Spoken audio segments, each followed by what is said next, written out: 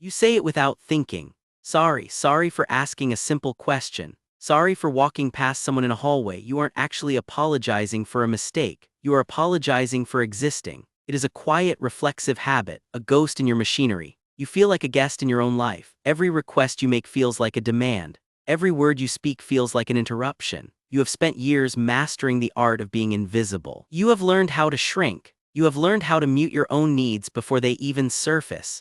You might think you are just being polite. You might believe you are just a considerate person. But there is a deeper, colder reason for this. Your brain is running a program that was written long before you had a choice. You are about to understand exactly where that program came from and why it refuses to stop. You enter a room and immediately scan the air.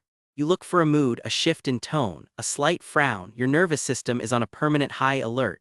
You find yourself editing your sentences in real time. You delete words, you soften your voice, you make yourself small so no one has to adjust for you. The dread is a constant hum. It is the fear that if you are too loud, too needy, or too present, you will become a burden. You've tried to stop. You tell yourself to be confident. You read the books. You practice the power poses in the mirror. But the moment you feel a flicker of tension in the room, you collapse back into your shell. You are exhausted from the effort of not being in the way.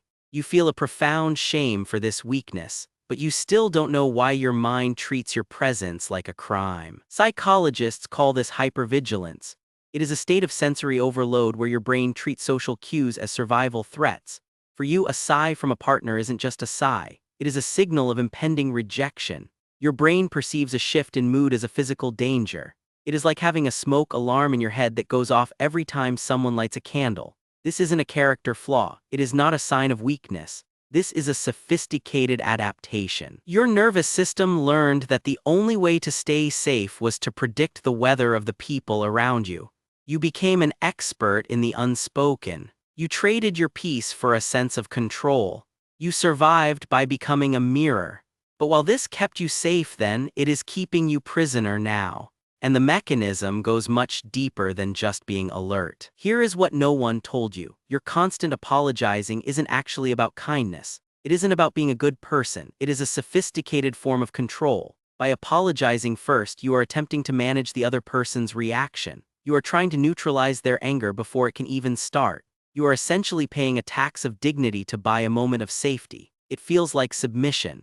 But in your mind, it is a strategy. It is the only way you know how to prevent conflict. This realization usually brings a strange sense of relief. You aren't just too nice. You are a strategist who has been fighting a war in a peaceful room. You have been using a shield that has become too heavy to carry. Now that you see the shield for what it is, you can start to look at the wound it was protecting. This pattern usually stems from what psychology calls parentification. This happens when a child is forced to manage the emotional needs of their parents. You weren't just a child, you were an emotional regulator. You learned that your presence was only valuable when it served someone else's stability. It is like paying rent for a room you were born into. You felt you had to earn your right to exist by being low maintenance. Your needs were treated as inconveniences. Your emotions were seen as burdens. This created a core belief that your natural self is too much. You learned to equate love with compliance. The shame you feel today is actually just the echo of that old lesson. You aren't broken. You were simply trained to believe that taking up space was a dangerous act. But knowing this is only the beginning of the process. Aisha, a senior financial analyst, lived in a state of constant apology. She apologized for the timing of her emails. She apologized for asking for a deadline extension. She felt like a glitch in her own company.